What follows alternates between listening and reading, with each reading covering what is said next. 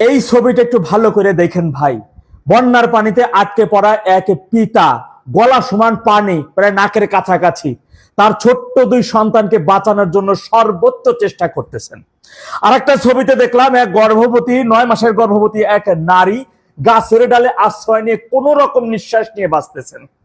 এই ছবিটা একটু দেখেন। এই বন্যার মধ্যে পরিবারের হয়তো কোনো সদস্য মারা গেছেন, কোথায় মাটি দিবেন? সমস্ত মাটি তো তলিয়ে গেছে।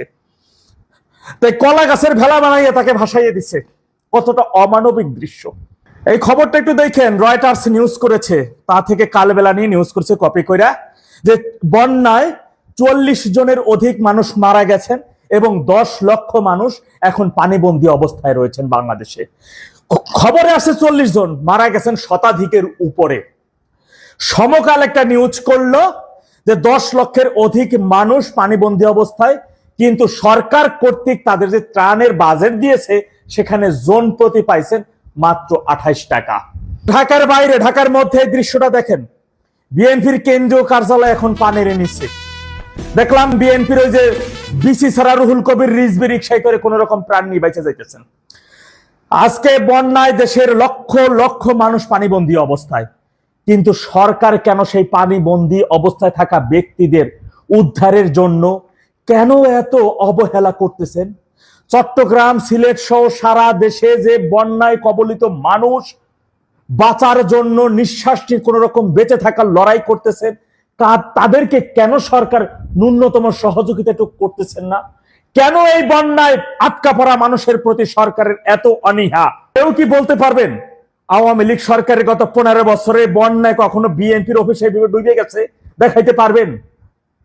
আমি বন্যা এটা প্রাকৃতিক দুর্যোগ, এর চাইতে বড় বড় বন্যা বাংলাদেশে আসছে, কিন্তু গত ২ বছর ধরে আওয়ামী লীগ ক্ষমতায় নাই, আর বিভিন্ন সিটি কর্পোরেশন সহ সমস্ত ইউনিয়ন পরিষদ থেকে বিএনপি তাদের লোকজনকে প্রশাসক হিসেবে নিয়োগ দিচ্ছে। ঢাকা সহ চট্টগ্রাম সিটি কর্পোরেশনের এই যে সিটি কর্পোরেশন থেকে ড্রেন পরিষ্কার না করা, ন্যূনতম সিটি কর্পোরেশনের উন্নয়নমূলক কাজে হাত না দিয়ে শুধুই লুটপাট আর লুটপাট।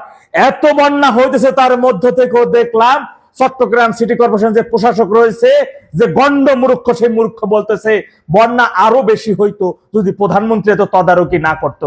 অর্থাৎ মানুষের নাক সমান পানিতে কোন রকম বাইচে আছেন সাঁতার কাটটা, আপনি তুমি ডুইবে মরে যেতেন যদি তারেক রহমান না থাকতো।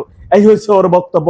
আরো দেখতেছেন তারেক রহমানের বন্ধু খ্যাত যে শাহেদ মিন্না কি প্রতিমন্ত্রী একটা, ওইটাই বলতেছে যে দেশে শুধু এআই দিয়ে ভিডিও বানাইয়ে মানুষ পাবলিশ করতেছে, আসলে এরকম কোনো বন্যাই না, সারা দেশ খুব ভালো অবস্থায় আছে, এই কথাগুলো বলতেছে। এখন সাধারণ মানুষকে বলতে চাই যে দেখেন, আপনাদের নিজেরা যখন বিপদে পড়বেন কোনো প্রাকৃতিক দুর্যোগ, সরকার কিন্তু আপনাকে রক্ষা করার জন্য ন্যূনতম দায়িত্ব নিয়ে আসবে না। অথচ সরকার চলে আপনাদের ট্যাক্সের টাকায়, আমাদেরই ভ্যাট ট্যাক্সের টাকায়। এই সরকার যত আরাম আয়েশ করতেছে, এই সরকার জনগণের সরকার না, এই সরকার সাধারণ মানুষের সরকার না, বাংলাদেশ সার্বভৌমত্বের সরকার না। এই সরকার সম্পূর্ণভাবে পাকিস্তানের প্রেতাত্মা হয়ে আমাদের উপর ভর করে আছে। আজকে বাংলাদেশে যেভাবে প্রাকৃতিক দুর্যোগে ভয়াবহ বন্যায় কবলিত করছে সাধারণ মানুষ, তাদের উদ্ধার কাজে তাদের সহযোগিতার জন্য ২৮ টাকা দেয় মাথা পিছু ব্যয়, ২৮ টাকা দেয় তাদের সাহায্য সহযোগিতা। একজন মানুষ ২৮ টাকা দিয়ে তার কি চলে, কয় বেলা খাইতে পারে একজন মানুষ ২৮ টাকা দিয়ে?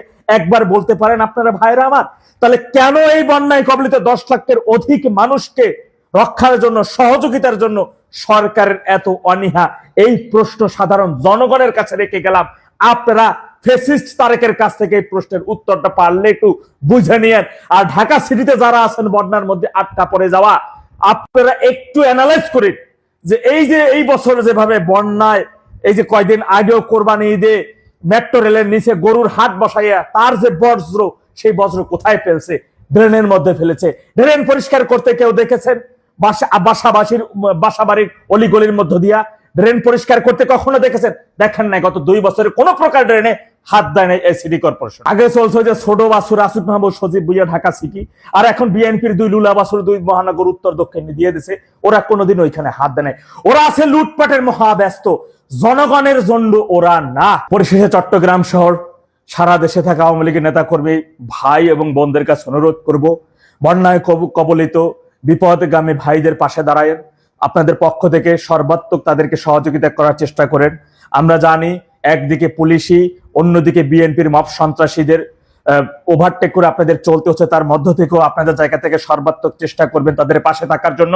আশা করি জনগণ অবশ্যই আপনাদের পাশে হয়ে বিএনপির মব সন্ত্রাসীদের সর্বোত্তম ভাবে মোকাবেলা করতে হবে।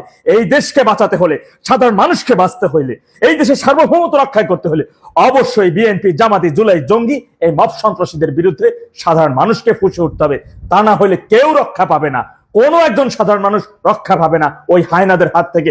প্রাকৃতিক দুর্যোগের মৃত্যুর মুখে পড়ে যাবে, সরকারের পক্ষ থেকে, এই ফেসিস্ট তারেকের সরকারের পক্ষ থেকে তাকে কোনো ধরনের সহযোগিতা আসবে না। কারণ আপনারা অবশ্যই এটা প্রমাণিত হয়েছে যে আপনারা জানেন যে সরকার গত 12ই ফেব্রুয়ারি কিন্তু আপনাদের, আমাদের জনগণের প্রত্যক্ষ ভোটে আসে নাই, সে আসছে ডিপ স্টেট মার্কেট এবং পাকিস্তানিদের চুক্তির মাধ্যমে সরকারে আসছে। সুতরাং জনগণের উপর তাদের কোনো দায়বদ্ধতা নাই, যত দায়বদ্ধতা মার্কিন এবং পাকিস্তান, এ ব্যতীত না। ভালো থাকুন, আসসালামু আলাইকুম।